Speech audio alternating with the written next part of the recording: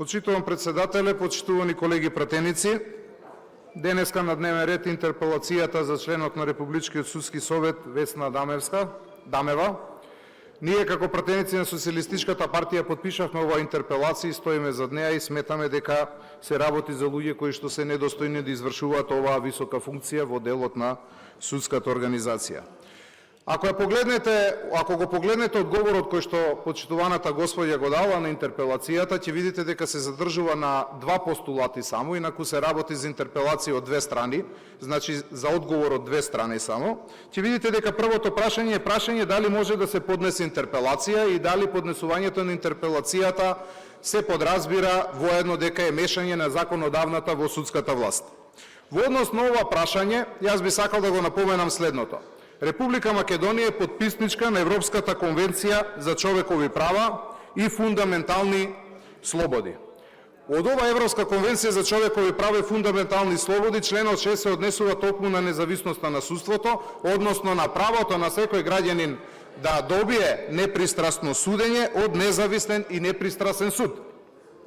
Поради тоа Европската унија врши контрола на работата и на сите држави земји членки и оние кои што се кандидати да станат земји членки на Европската унија, за да контролираат дали системот, односно судската власт е независна или е зависна од некакви си надворешни влијанија.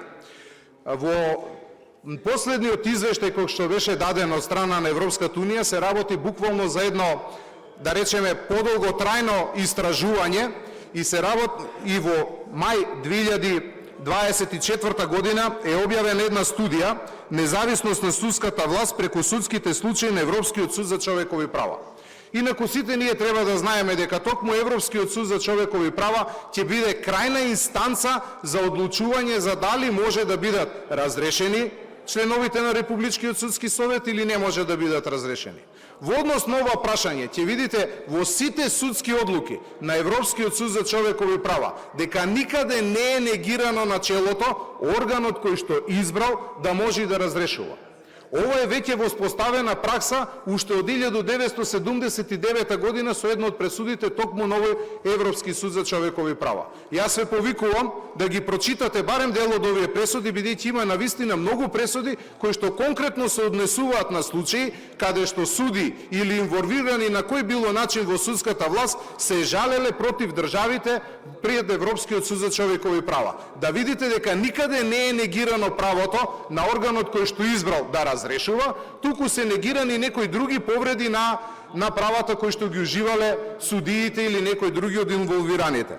Имате таква пресуда, например, во 2005 година, Кларк против Обединетото кралство, каде што се истакнува дека, односно барањето било до судот за човекови права, барањето било дека правото на горниот дом на лордовите да избира регионални суди, односно судии на покрајните и воопшто да има после тоа право истите да ги разрешува, дека тоа значи упад на законодавната власт во судската власт. Ќе видите дека судот нашол дека тоа не е така и дека таквата одлука не може да се смета како упад на законодавната во судската власт. Оттаму се работи за едно апсолвирано прашање. Ние сега, јас сум малку изненаден како правници кои што, бидејќи треба да бидат истакнати правници од Републичкиот судски совет, не го следат праксата на Европскиот суд за човекови права. Како ќе применуваат конвенцијата кога тие не знаат како Европскиот суд на човекови права во дадени околности и делува. Инаку еден од првите постулати кои што се гледа за независност на судството, дали е судството независно или не, е начинот на назначување на членовите на судските органи и судскиот систем, ова за кој што претходно зборував. Сега се поставува логичното прашање: како кога овие 5 члена биле од ова собрание избрани да бидат членови на Републичкиот судски совет, тогаш тоа не представува упад во на законодавната власт во судската власт? А сега, кога исто во ова собрание сака да покрене интерпелации и да разговара за нивната работа, тогаш тоа представува упад на законодавната власт во судската власт. Нема логика. И тоа нема логика ни за Европскиот суд за човекови права, почитувани колеги, и заради тоа, повторно ќе кажам, уште 79 година, со една поопшезна судска анализа, со една поопштена одлука, ова е апсолвирано прашање, не треба да го отвараме. Второто прашање е дали во колективното тело има индивидуална одговорност. Да, во колективното тело има индивидуална одговорност, но дали за одлуките на колективното тело може да се побара индивидуална одговорност на членовите. Во одредени случаи да, но јас би сакал, како човек кој што долги години работи во нормативата, да ви посочам едно клучно прашање. Видете, вие при именувањето на овие членови на Републички судски совет барани им еден услов за кој што повеќе подолго време во јавноста се дебатира, а тоа е што значи терминот истакнат правник. Дури Европската Унија го констатира тоа, односно Европската комисија во еден од своите извештаи, дека овој термин треба да се дефинира. Да ви кажам што за мене представува истакнат правник. Кога во правната фела ќе седнеме и знаеме однапред за кој човек се работи, без разлика дали ние почитуваме неговата работа или не. Секој од нас знае кој е професор на правен факултет. Знаеме кои се поистакнатите судии, бидејќи ако сме работеле, сме се соочувале кај тие судии. Знаеме кои се поистакнати правници. Знаеме кој е поистакнат обвинител. Кога ќе добиете и кога ќе дојдете сега тука и ќе ве прашаат за Весна Дамева и вие не знаете која е Весна Дамева, тогаш имаме проблем. Тогаш имаме проблем. Која е Весна Дамева? Ние не ги знаеме стручните соработници и вработените во судовите. Значи првиот услов за истакнат правник не е исполнет. Зошто е битен условот истакнат правник, почитувани колеги? Бидејќи истакнат правник не му е врвен дострел на кариерата да биде член на Републички судски совет. Тој има интегритет. И кога ќе види какви се глупости гласа Републичкиот судски совет, ќе каже, видите, јас сум човек со интегритет, ќе си дадам оставка. Не сакам да седам овде каде што се прават 300 циркузи. Не сакам да ме влечат по телевизии, сум бил председател па ме разрешиле, па судот донел одлука против мене, па ме вратиле и слично. Нели сум истакнат правник? Нема да си го дозволам тоа. Видите, оној кој што не е истакнат правник си го дозволува тоа, бидејќи е зашиен на фотелјата на која што го седнал ова собрание. И затоа он седи на таа фотелја. До крај ќе се бора да седат на оваа фотелја, без разлика што нивното седење гурнисува судскиот систем. На крајот, само бидејќи времето ни е многу кратко за многу битна тема.